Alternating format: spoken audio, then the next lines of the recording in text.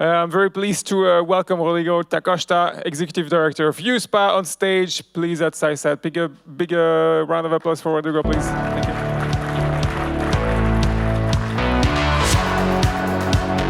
Rodrigo, you've been here before. You know the drill. Please. Yeah, thank you very much. Thank you very much. It's really a pleasure to be with you at CYSAT. I was just discussing with Matthias just before, fifth time, I think, right? It's from 2021. At that time, it was, 2021, we were doing everything online, and we were also doing this event online, and then it grew, it started small. Now I'm very happy to see full room. I'm very happy to see sold out, you said? Congratulations, so very good, and expanding beyond. And I think, as was mentioned just before by Joseph, this shows also it's also a sign of times, or a sign of the evolution of how the sector is looking at cybersecurity, and how cybersecurity is becoming very important in the space domain.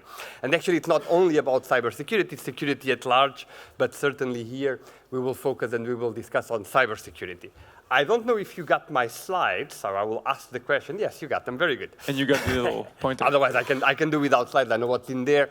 But anyway, I think it will help you to guide you a bit around the next 10, 15 minutes and my main messages. So, coming from what I was saying, cybersecurity is very important for space, but I think the logical question is why. I mean, I will not explain this audience of experts on cybersecurity why cybersecurity matters, but I want to discuss a little bit with you why it is important in the space sector and why it is important in the space domain at large. And for that, I think we have to take a step back. And the step back we have to take is to look a little bit of what is the impact, what is the influence of space in our daily lives? How do European citizens, actually citizens around the world, are already benefiting of space right now?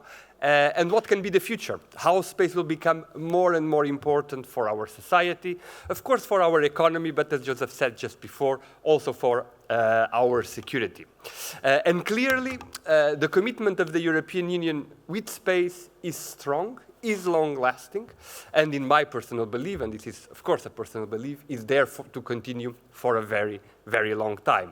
Certainly, this is also well mirrored in the recent nomination and appointment of the first ever European Union Commissioner for Defense and Space, Mr. Andrius Kubilius. Now, space matters because space is crucial for the implementation of some of our key priorities in the European Union. And some of these key priorities, or these key priorities of the European Union, they are not only priorities of the institutions in Brussels or one or the other agency, they are the priorities of the member states, they are the priorities of our citizens, and actually some of them, they are worldwide priorities. They are shared among many, many stakeholders around the world. Space plays certainly a key contribution in things such as the green transition, the climate transition, climate change, as well in the digital transition.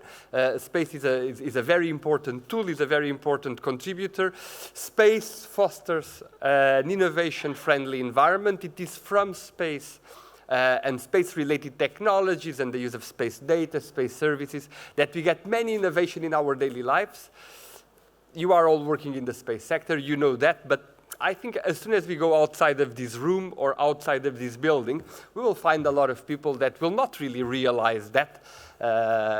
They would probably think, yeah, I can navigate because I have it on my mobile phone, but that there is in the back a Galileo, or that they see pictures in their navigation app because it is on their mobile phone, but that is behind the Copernicus system. They probably don't realize. I think we have to pass that message, and that innovation is coming to make our society, our economy more resilient.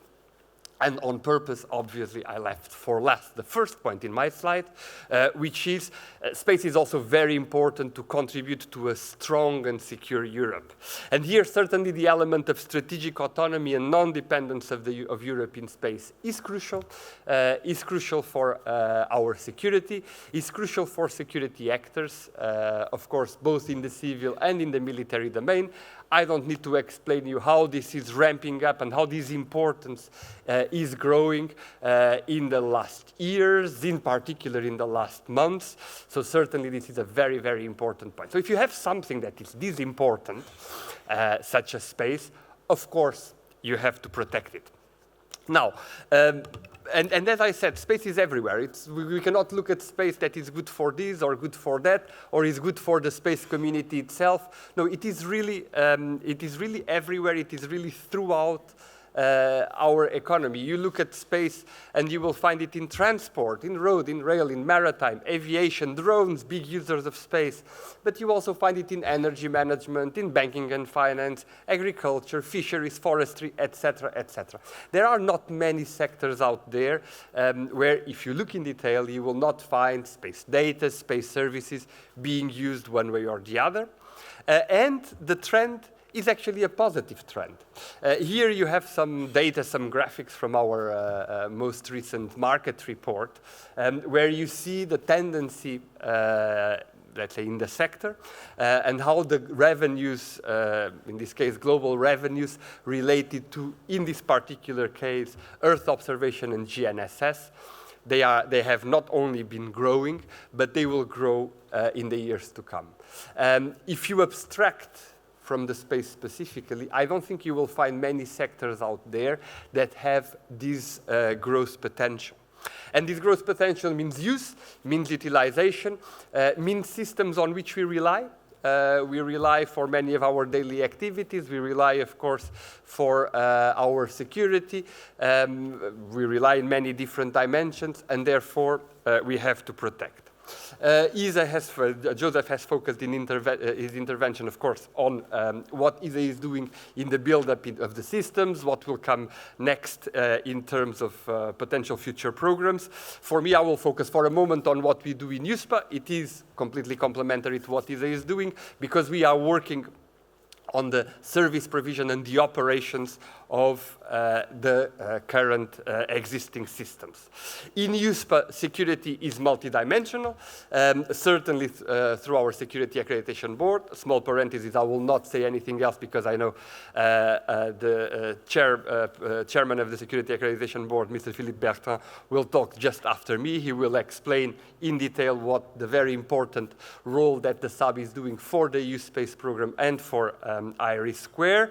Then on the executive side of the agency, we look at the security governance and, of course, all the security engineering, from the requirement setting all the way up to what we call operational security, so ensuring the security in the operations of the systems. The operations themselves, both those that are secure, but also the security monitoring activities, a fundamental activity of our agency, and I will come to that in a moment. By the way, it is not only about monitoring security. One of the things that we want to do, and we are doing, is to bring services to the security community. As you can imagine, a user, of course, of an open service of Galileo has very different requirements than a security user. The security user, member states, government and governmental authorized users, they have very particular requirements, and there is also a very particular way on how to interact, how to provide the service to these users. We are, in this sense, a service provider, so it is us that is granting, for example, access to users on the public regulated service, and we have very important milestones in this domain ahead of us. So these are very operational tasks. We looked, of course, at the community, and actually it started here when we started interacting in the frame of the CYSAT, where we saw, okay, but we also have an obligation to strengthen this community, to invest in this community, and this is why, under leadership of the Commission, but operationally implemented with us, we have created not long ago the EU Space ISAC, Information Sharing and Analysis Center. I'm happy to look at the room and see many of our ISAC members. We have done our first meeting here a year ago, so I think it's also a good link between the CYSAT and the ISAC. And for us, it is indeed part of building up the knowledge, building up the capacities, because of course, a system is only as secure as its weakest link is, and therefore we need to create the overall community, from the technology developer to the system developer to the operator to the user, making sure that everyone has the security perspective in their mind, because if one of them is weaker, it is going to be there that we are going to be attacked. It is going to be there that we are going to get in trouble. The last thing I would mention, and then I'll be very happy for the Q&A, the last thing I would mention is just to focus a little bit more on what we do for security operations. So at the agency, we have our headquarters in Prague, but we are also present here relatively close to this location. We have our security monitoring center, our Galileo Security Monitoring Center, with 2 sites. One site here in Saint-Germain-en-Laye, so a couple of maybe 30, 40 kilometers from this place. We have a site also in Madrid. These centers, you see there the picture, they are very important. They are operated by EUSPA. They are very important because they are the place where we are continuously monitoring, continuously observing the security of the system. It is from those centers as well that we are providing governmental services. We are providing and we are ramping up the provision of the public regulated service of Galileo. We are providing the SST front desk services. In this case, this one is particularly provided from our center in Spain. So, and really we are looking at new things. Of course, Joseph has mentioned EOGS. We are advancing work very fast as well on GovSatcom, contributing to Iris Square. So to look, let's say, at this capability of providing services to government, to governmental users. Last and final word, of course, as an actor also in the security domain, and in particular in the cybersecurity domain, competencies for us are very important. I have mentioned the work we are doing with the community, for example, through the EU Space CYSAT. There is more than that. We have, for example, in our EU Space Academy, that started more directed towards entrepreneurship and innovation, we have added components related to security, cybersecurity, again, to raise awareness, raise the knowledge base of the entire community. And certainly, as it is always the case, we are looking for the best skilled professionals to join us. Every now and then there are opportunities. Have a look, because you may find something that fits your skill profile. So, thank you very much, and with this I close, ready for the Q&A. Thank you. Don't have a seat, Rodrigo. We have a few questions. Don't hesitate to use the app to ask any questions to Rodrigo. Thanks a lot. Let me ask by stating this. You've been here at CYSAT a few times now. How do you see, again, the perspective changing about cybersecurity for you within your daily operations, within the visions you have for EUSPA? How do you see it changing? Thank you. It's a very interesting question. When we started this journey here 5 years ago, and we had already, of course, an heritage, because the topic of security is already in our mandate since much longer than that. But at that time, we felt a bit lonely, I have to say. We felt a bit lonely, of course, I mean, with you and a couple of partners, but there was not the focus on security at large, and in particular cybersecurity in space. It had always been seen traditionally as something very research and science related. We all work together, we are all very cooperative, etc. And from our perspective also, it comes intrinsically from our mandate, and here the relation with Galileo in particular is very strong. We were already at the point where we were saying, no, guys, yes, it's all very nice, but space is much more than that, and we need to look at that. Now, I'm not sure that 5 years ago we would have had this full room. Today we have a full room. I understand you would get more people in if you could. That basically shows how the dimension has changed, how the interest has changed. And I'm very happy to see that industry is making the path with us. Industry is making the path with us. I think that's really, really important. And I want to highlight two groups of actors. The big companies, the large companies. I see more and more those traditional large companies, long-term actors, few of them here in the room. I see them more and more investing and concern and related to the domain of security and in particular cybersecurity. And I think that's very positive. They have a crucial role. In many of our complex missions, they are the leadership. So they need to, and they are, embedding this in their processes, in their way of working. And then there is the other side, which is the startups and SMEs. I mean, you've mentioned the exhibition you will have here. They play a very important role. They play actually a fundamental role because they are best positioned first to create innovation, which is something that I think we need a bit in the space domain. But I think in space, we actually need something a bit more. We need to bring innovation from other domains into space. There is really state-of-the-art on cybersecurity, on security being done in different sectors than space. If we only look at each other, we will not be able of benefiting from that. We need to look beyond. And I'm always very happy when I'm getting into our bids and into our contracts, companies, actors that have either gotten their technology or their experience coming from sectors such as banking or energy or etc. Because there you can really see how we can benefit from what is done at very good level in some of those sectors.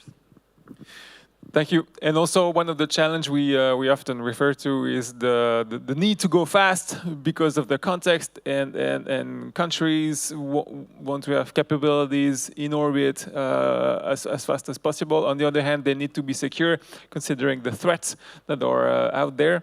And how do you think we can cope with combining agility, also modern, maybe components that are not from space, but that could be used also as a spin-in technology, and with the level of security required? This is a very difficult equation to solve. Galileo was an answer. Now in 2025 and looking beyond, how do you see this shift or this compromise changing slightly for the future? I think it is a very good question. It's a very relevant question. It's something that keeps us very much busy in the program, the EUSPA program, the community. So the Commission, we did ourselves, some of our key industrial actors, the member states, of course, through the SAB and through other.